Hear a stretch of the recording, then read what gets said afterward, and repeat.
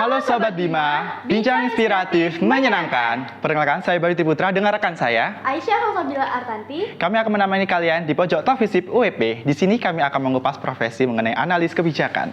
Bersama bidang tamu spesial kita hari ini, Ibu Sri Yuni Wuro Astuti, selaku Dekan Fakultas Ilmu Sosial dan Ilmu Politik Universitas Wijaya Putra, Surabaya. Langsung aja kita ke tempat Bu Dekan.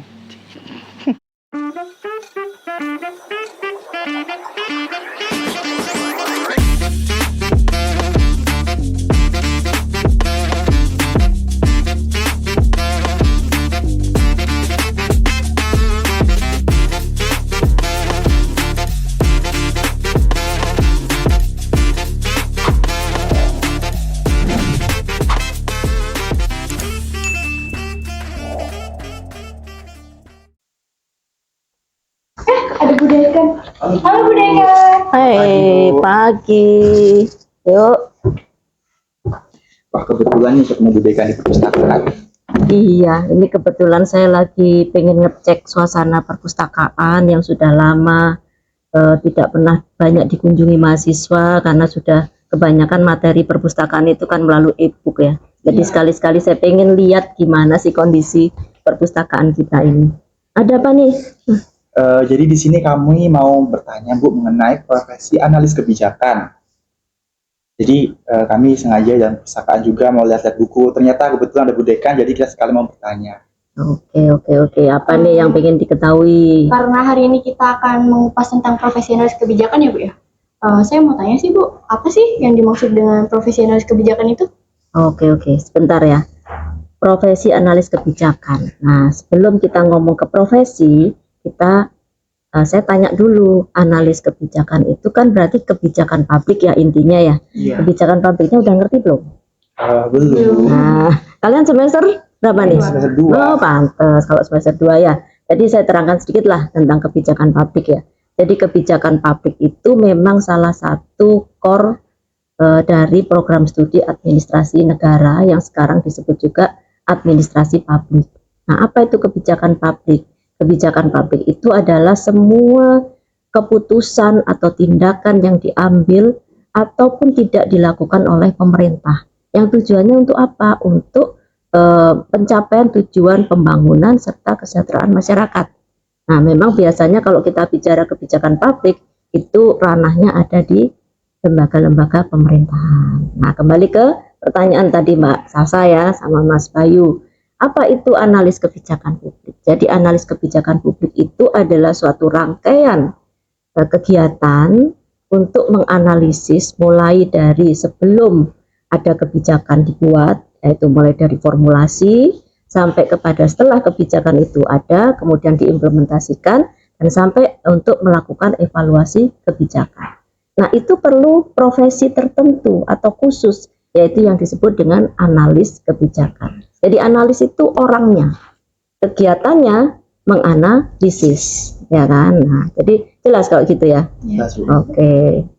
Kemudian sebagai seorang analis kebijakan itu kemampuan apa saja sih Bu yang harus dimiliki Bu? Oh ya, sebenarnya banyak ya. Sekarang kalau analis kebijakan itu kalau untuk mahasiswa S1 kemungkinan pertanyaan gini, aduh susah ya. Kan kebijakan publik itu sendiri kan tempatnya di pemerintahan lingkupnya ya gitu ya. Tapi saya kepingin membumikan gimana sih seorang bisa menjadi seorang analis kebijakan. Sebenarnya analis kebijakan itu tidak beda jauh dengan aktivitas riset.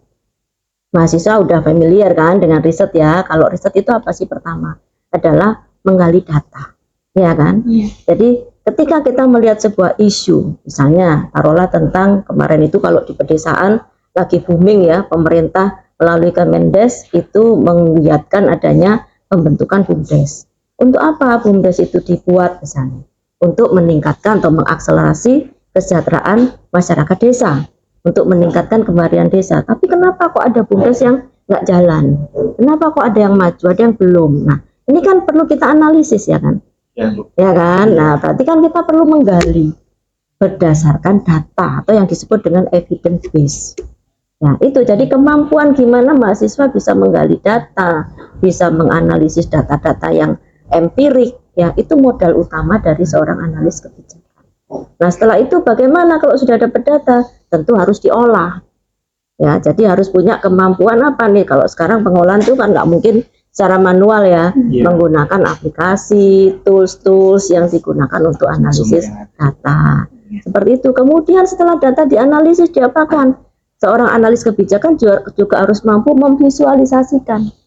Jadi menyajikan data-data yang sudah dianalisis tadi dalam bentuk visualisasi yang menarik, yang eye-catching, yang mudah untuk dipahami, baik oleh masyarakat, terutama oleh pemangku kepentingan yaitu pemerintah. Bisa di level pemerintah daerah, provinsi, pusat, bahkan di pemerintah desa.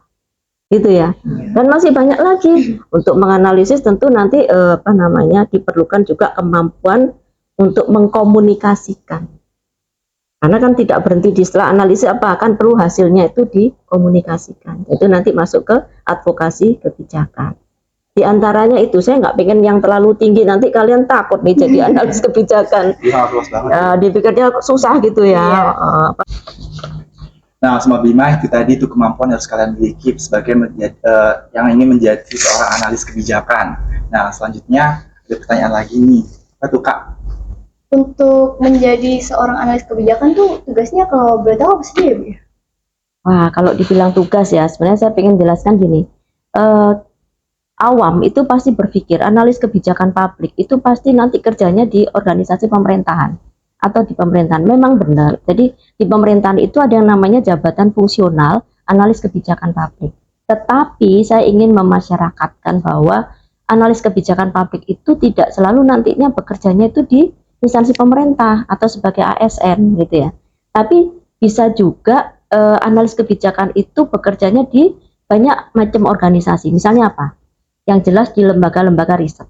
Kamu pernah dengar ya lembaga riset ya?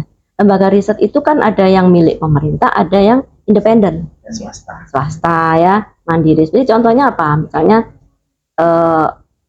Semeru itu adalah lembaga LSM dan mereka banyak bertugas sebagai mengkritisi atau mengadvokasi kebijakan, dan itu basicnya di mana? Di analis kebijakan.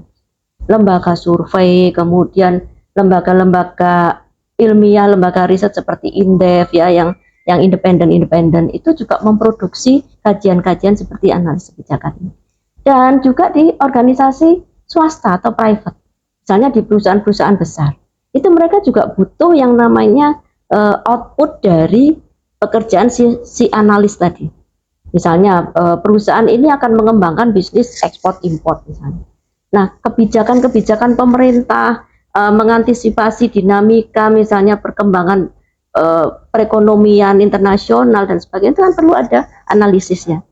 Jadi sebenarnya analis kebijakan itu tidak terpancang sebagai ASN.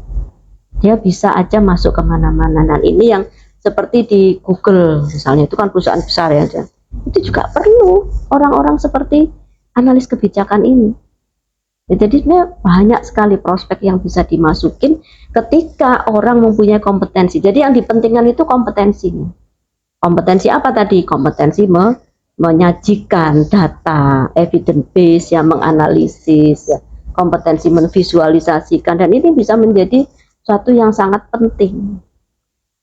Tak ceritain dulu ya, mungkin sejarahnya ya, bahwa boleh. Analis kebijakan itu pertama kali sebetulnya dimunculkan pada saat Presiden Kennedy di Amerika sekitar tahun 60-an. Jadi ketika itu Amerika membutuhkan sebuah reformasi, sebuah penataan khususnya di Departemen Pertahanan. Dan beliau itu menginginkan bahwa reformasi kelembagaan atau penataan pemerintahan itu diperlukan ahli-ahli analis kebijakan ini. Jadi itu tadi tugas dari seorang profesi analis kebijakan. Jadi tidak terpacu pada pemerintahan saja, bisa jadi berkarir di lembaga-lembaga riset, NGO, dan juga di perusahaan-perusahaan multinasional.